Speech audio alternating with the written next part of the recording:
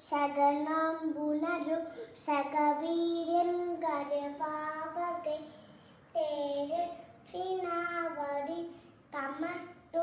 മാവിദ്വിഷാപകെ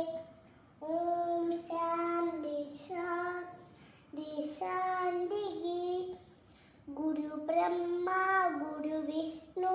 ഗുരുദേവോ മഹേശ്വര ഗുരു സാക്ഷാ പരബ്രഹ്മ തസ്മൈ ശ്രീ ഗുരുവേ നമഃ സരസ്വതി നമസ്തുഭ്യം വരദേ കാമരൂപിണി വിദ്യാരംഭം കരിഷ്യാമി